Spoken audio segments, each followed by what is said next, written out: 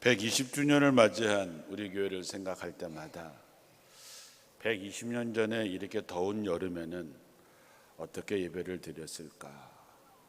추운 겨울에는 어떻게 예배를 드렸을까? 냉난방 시설 제대로 되어 있지 않은 곳에 성도들이 모여서 어떻게 예배를 드렸을까? 지나온 역사를 생각하면 120년의 전통의 원주 제일교회에 대한 자부심도 많이 있지만 아울러 120년 동안 교회를 지켜오신 모든 이들의 헌신과 수고에 깊은 감사와 존경의 마음을 갖게 됩니다. 또한 오늘날의 우리들의 모습을 보면서 우리에게 주어진 시간은 얼마나 될까? 우리는 주어진 시간에 어떤 것을 지켜내야 되고 어떤 것을 해야 할까 고민하면서 우리 교회의 미래를 진지하게 생각하기도 합니다. 역사를 보면 세상에 영원한 것은 없습니다.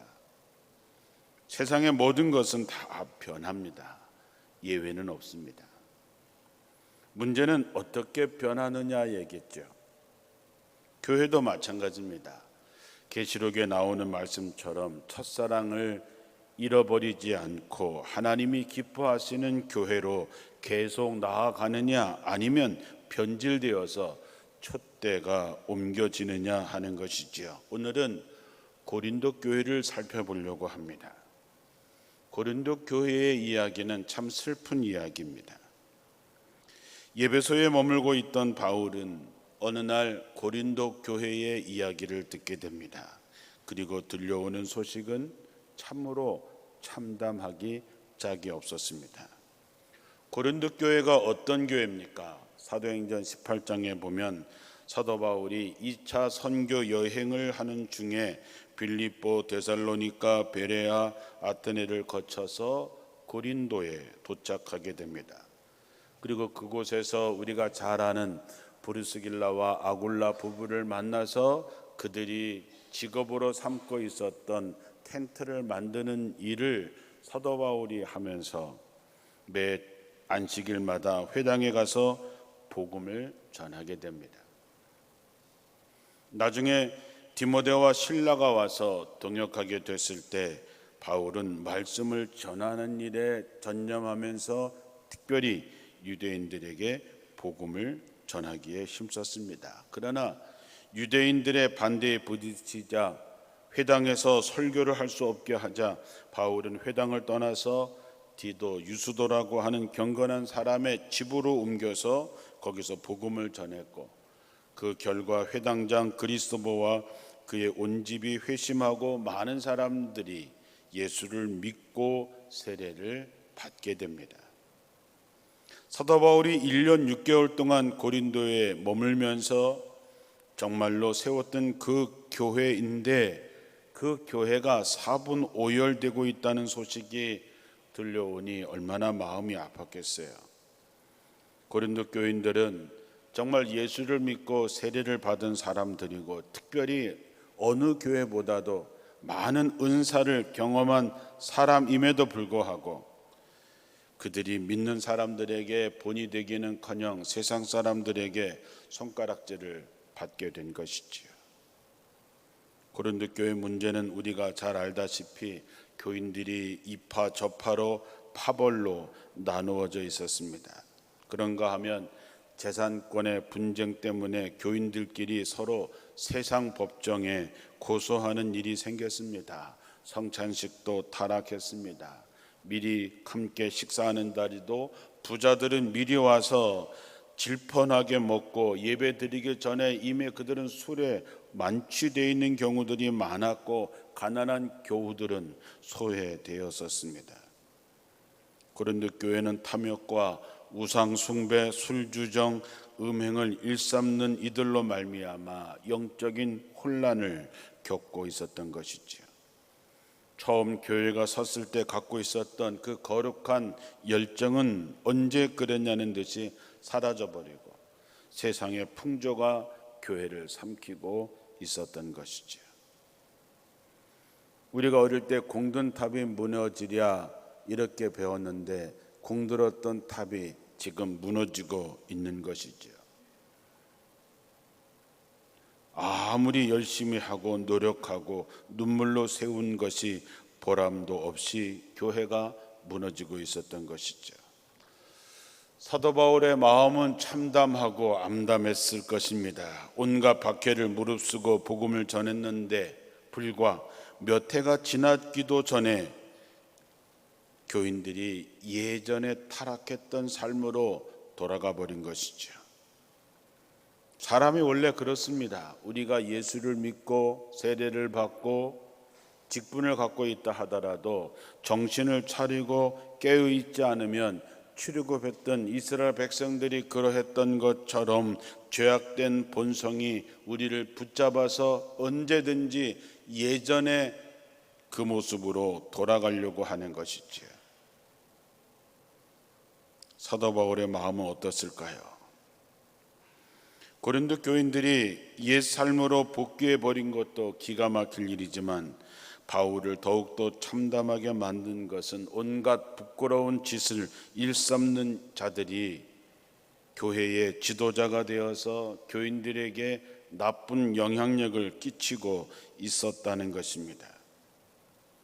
그들은 이미 죄를 용서받았으니 육체적으로는 어떤 일을 해도 문제가 될 것이 없다는 생각들을 가지고 있었습니다. 우린 이런 것을 가리켜서 자의적인 신앙이라 그러죠. 자기 마음대로 해석하는 것입니다. 복음을 자기 좋을 대로 왜곡하고 변형시키는 것이죠. 사도 바울은 얘기합니다. 십자가가 무엇인가 했을 때 로마서 9장 33절에 부딪히는 돌과 걸려 넘어지게 하는 바위라 그랬습니다. 이 얘기는 믿는 자가 가는 길은 좁은 길이라고 하는 것이죠. 험한 길이라고 하는 것이죠.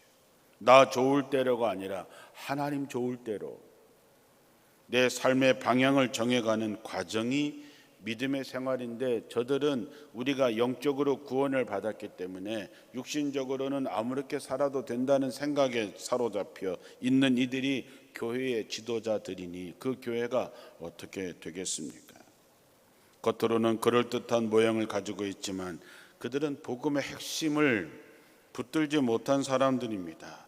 그렇기 때문에 화가 난 사도 바울이 주님께서 허락하시면 내가 너희에게 가서 그 교만해진 사람들이 말이 아니라 능력이 있는지를 알아보겠습니다. 하나님의 나라는 말에 있는 것이 아니라 능력에 있습니다. 이렇게 말합니다. 참인지 거짓인지 분별하겠다고 하는 것이죠. 고린도 교회에 나타난 여러 가지 죄악 가운데 하나의 중에 사도 바울을 정말 놀라게 했던 것 중에 하나는 아버지가 돌아가신 후에 자기 의붓 어머니와 동거하는 이들도 있었다고 하는 것이지요. 바울은 격한 말을 쏟아냅니다. 여러분은 그런 자들을 당장 사탄에게 넘겨주어서 그 육체는 망하게 하고 그 영은 주님의 날 구원을 얻게 해야 할 것입니다. 사도 바울이 이렇게 극단적인 언어를 선택한 까닭은 무엇이었을까요? 그것은 악의 전염력이 얼마나 무서운 것인지 알기 때문입니다. 우리가 정말 눈여겨보고 경계해야 될 일들이 그렇습니다. 우린 누구에겐가 어떤 영향을 받게 되어 있습니다. 특별히 교회의 지도자들이 하는 모습을 보고 우리는 그것을 배웁니다. 선한 영향력이든 나쁜 영향력이든 우리는 그 영향력 아래 살고 있는 것이지요. 언젠가 말씀드렸지만 미국의 체로키 인디언 부족이 있는데 거기에 할아버지와 손주가 한 짧은 얘기가 있습니다. 할아버지가 이렇게 말합니다. 우리의 마음속에는 2마리의 늑대가 있단다. 그리고 그 2마리의 늑대는 항상 싸우고 있지. 손자가 얘기합니다. 할아버지 왜 싸워요?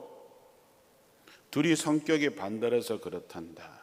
검은 늑대는 악이다.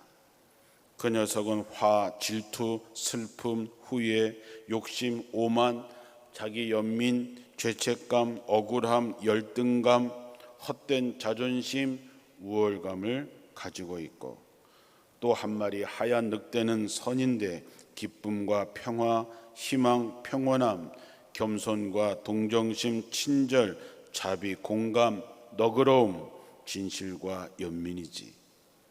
그 두 마리의 늑대는 앞으로 내 안에서 치열하게 싸울 것이다. 손주가 묻습니다. 할아버지, 그러면 어떤 늑대가 이기나요? 할아버지가 얘기합니다. 내가 누구에게 먹이를 주느냐에 달려있다.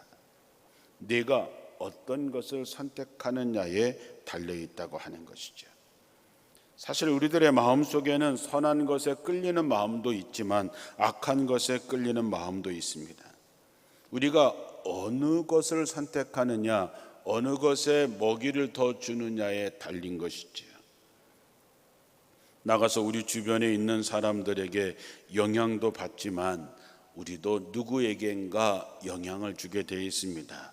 그 마음에 선한 것을 내는 사람이 있으면 우리의 마음도 저절로 밝아지고 순수해지지만, 마음이 악한 것을 내는 사람 곁에 있게 되면 우리도 어두움에 사로잡히게 되는 것이지요. 사도 바울은 피를 토하는 심정으로 이렇게 얘기합니다. 적은 누룩이 온 반죽을 부풀게 한다는 것을 알지 못합니까? 별거 아닌 것 같지만 그런 죄악들이, 그런 잘못된 것들이 전체를 망가뜨리고 있다는 것을 알지 못합니까? 여러분은 새 반죽이 되기 위해서 무른 누룩을 깨끗하게 치우십시오. 물론 사도 바울이 집안의 묵은 누룩을 제거하라는 것은 유월절과 무교절 전통을 염두에 두고 말하고 있는 것입니다. 유월절이 무엇입니까? 구원과 해방을 위한 출발점이죠. 그리스도 안에서 새로운 삶을 시작하려고 하는 사람들은 마음속에 있는 묵은 누룩을 버려야 된다는 것입니다. 교회도 마찬가지입니다. 교회 안에 있는 묵은 누룩을 버리지 못하게 되면 성도들 모두가 다 신음하게 되어 있습니다. 묵은 누룩을 깨끗하게 치워라.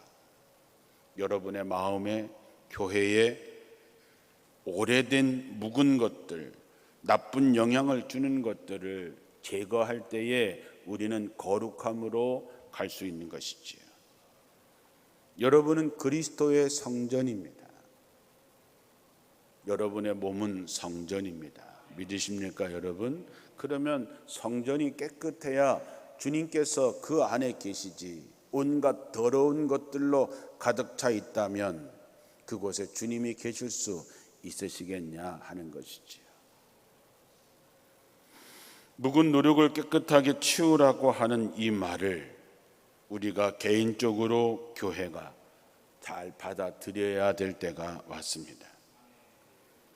묵은 누룩이 우리 속에도 있지요.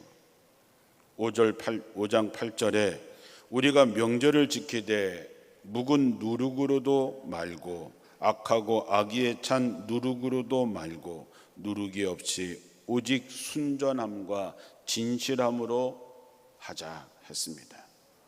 우리 가운데 있는 누룩이 어떤 것일까요? 로마서 1장 29절에 온갖 잘못된 것에 있다는 것을 말하면서 이렇게 얘기합니다. 혹시 여러분에게 이러한 것들이 있는지 한번 체크해 보십시오. 온갖 부정, 추악, 욕심, 악한 생각, 시기, 살인, 다툼, 사기, 악의로 가득 차 있는 마음, 수군거리고 남을 헐뜯고 하나님을 미워하고 건방지고 교만하며 자랑하고 악한 일을 꾸며내고 부모에게 불순종하고 미련하며 신의도 인종도 없고 무자비합니다. 그런데 이런 식으로 사는 사람은 죽임을 당한다는 것을 하나님의 법으로 정해져 있는데, 그것을 알면서도 자기들이 이런 짓을 할 뿐만 아니라 이렇게 하는 사람들까지도 옳다고 두둔하기까지 합니다. 우리들의 마음속에는 이런 것들이 있습니다. 누구나 다 있습니다. 중요한 것은 무엇이냐? 그것을 제거해 가는 과정이 필요하다고 하는 것이죠.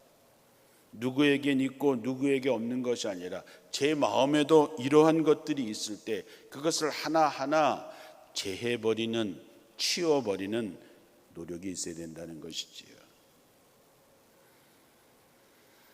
어떤 목표에 성공한 사람들에게는 세 가지 능력이 있습니다. 첫째는 뭐냐? 하지 말아야 되는 것을 안 하는 것입니다. 어떤 분야에 성공한 사람은 그 일을 성취하기 위해서는 절대 해서는 안 되는 일이 있지요. 그 사람들은 절대로 그 일을 하지 않습니다. 하지 말아야 되는 일은 절대 하지 않는 것이죠. 두 번째는 그 일을 성취하기 위해서 내가 해야 하는 것이라면 끝까지 하는 것입니다. 기분에 좌우되지 않습니다. 감정에 흔들리지 않습니다. 내가 하지 말아야 될 것은 하지 않고 내가 해야 되는 일은 반드시 해내는 사람이 성공할 수 있는 것이죠. 그래서 세 번째가 뭐냐 하면 감정에 휘둘려서 그 일을 망치지 않는 것입니다. 기분에 따라서 행동하지 않습니다. 해야 할 일은 반드시 하고 하지 말아야 될 것은 반드시 하지 않는 것이죠. 우리에게 그러한 것이 필요하다는 것입니다. 우리들의 마음속에 끊임없이 들어오려고 하는 죄악들과 염려와 근심을 내보내야 됩니다. 마태복음 6장 31절에 우리가 잘 아는 무엇을 먹을까 마실까 입을까 염려하지 말아라. 이것은 다 이방인들이 구하는 것이고 너희 하늘 아버지께서 이 모든 것이 너희에게 있어야 할 줄을 아시느니라. 그러므로 너희는 먼저 그의 나라와 그 의를 구하라. 그리하면 이 모든 것을 너희에게 더하시리라. 현대인 번역에 보면 너희는 먼저 하나님의 나라와 그 의를 구하라. 그러면 이 모든 것을 너희에게 덤으로 주실 것이다. 묵은 누룩이 뭡니까? 옛 사람을 벗어나지 못하는 것입니다. 그런 사람들의 특징이 뭐냐? 세상 것을 가지고 자랑합니다. 하나님이 덤으로 주어진 것을 가지고 마치 그것이 축복인 것처럼 자랑합니다. 요한일서 2장 15절에 여러분은 세상이나 세상에 있는 것들을 사랑하지 마십시오. 세상을 사랑하는 사람에게는 그 안에 아버지의 사랑이 없습니다. 세상에 있는 모든 것, 곧 육신의 욕망, 눈의 욕망, 살림살이의 자랑거리는 아버지께로부터 나온 것이 아니라 세상 것으로부터 나온 것이기 때문입니다. 이 세상도 사라지고 이 세상의 욕망도 사라지지만 하나님의 뜻을 행하는 사람은 영원히 남습니다. 달이 아무리 밝아도 이제 우리는 달이 스스로 빛을 내는 것이 아니라고 하는 것쯤은 압니다. 달이 밝은 것은 태양의 빛을 받아서 반사하기 때문이지요. 그리스도 안에 있는 사람도 이와 같습니다. 누구든지 그리스도 안에 있으면 새로운 피조물이라. 보라, 옛것은 지나고 새것이 되었다는 것이죠. 새 사람이 되는 것이 묵은 누룩을 제해버린 사람을 얘기하는 것이죠. 새 반죽을 위해서 묵은 누룩을 깨끗하게 치우라던 사도 바울은 그런 성도들을 가리켜서 사실 여러분은 누룩이 들지 않은 사람들입니다 라고 말합니다. 왜냐하면 예수께서 우리를 위해서 십자가에 달려 죽으셨기 때문입니다. 우리의 옛사람은 주님의 십자가에서 이미 죽었습니다. 그런데도 우리는 여전히 옛사람의 습성을 온전히 벗지 못하고 있습니다. 이것이 육신을 가진 인간의 한계이며 슬픔이지요. 그러므로 우리는 싸워야 됩니다. 무엇과 싸워야 될까요? 죄와 싸워야 됩니다. 묵은 누룩을 치우려는 치열한 싸움이 있어야 됩니다. 히브리서 12장 4절에 보면 너희가 죄와 싸우되 아직 피 흘리기까지는 대항하지 아니했다. 우리가 주님 안에 머물기 위해서, 우리가 주님을 우리의 마음속에 정말 모시고 우리가 주의 성전으로 살아가기 위해서는 우리는 죄와 피 흘리기까지 싸워야 됩니다. 조금 전에 말씀드렸던 것처럼 해서 안 될 일은 절대 해서는 안 되고, 내가 아무리 힘들어도 해야 할 일이라면 반드시 해내는 영적인 치열한 싸움이 있을 때 우리 안에 주님 계신 것입니다. 사도 바울은 성실과 진실을 누룩으로 삼아 누룩이 없는 빵으로 절기를 지키라고 합니다. 우리에게 요구되고 있는 것은 성실과 진실입니다. 사람들이 우리를 보고 함께 일하고 싶어 하고, 사람들이 우리를 보고 언제든지 믿을 만한 사람이야 라고 인정받을 수 있어야 됩니다. 우리가 교회 와서 고백하고 찬양하고 기도하는데 우리에게 그리스도인다운 향기가 맡을 수 없다면 우리는 거짓된 사람들이겠지요. 말과 행실을 일치시키는 노력이야말로 성실과 진실입니다. 허세와 거짓을 버리는 것이 진실의 시작이죠. 저는 120년 된 우리 교회가 해야 할 일은 남에게 어떤 것을 보여주고 과시하는 것이 아니라 엎드림으로 우리가 잃어버린 본질을 되찾아야 되고, 내 마음속에 있는 묵은 누룩들을 우리는 치워야 됩니다. 날씨가 뜨겁습니다. 폭염이라고 얘기하죠. 그러나 이런 뜨거운 날씨 속에서 곡식과 열매는 가을의 풍성한 열매를 위해서 연걸어 가고 있습니다.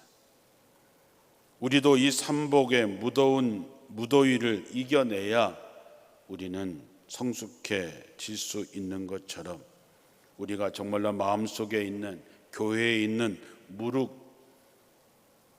누룩들을 제거할 때, 그것을 위해서 힘쓸 때 우리는 하나님의 나라를 온전히 세워가는 진정한 그리스도인이 될 수 있는 것이죠. 사랑하는 성도 여러분, 세상을 맑고 밝은 빛으로 가득 채우기를 꿈꾸는 사람들, 그래서 일그러진 왜곡된 세상을 하나님 보시기에 참 좋았다 하는 교회를 위하여 힘쓰는 이들, 그 일을 하기 위해서 우리는 부름을 받은 사람들이고 120년 전에 이곳에 교회가 세워진 것이죠. 여러분의 몸속에 있는 묵은 누룩들을 제거하고 우리 교회에 있는 묵은 누룩들을 제거해서 정말로 내 마음과 내 몸에 이 교회에 하나님이 거하시는 거룩한 성전으로 계속해서 바꿔가서 하나님이 기뻐하시는 교회, 더불어 사는 기쁨이 충만한 교회, 하나님의 놀라운 은총과 기적을 경험하는 우리 모두가 되기를 주님의 이름으로 축원합니다.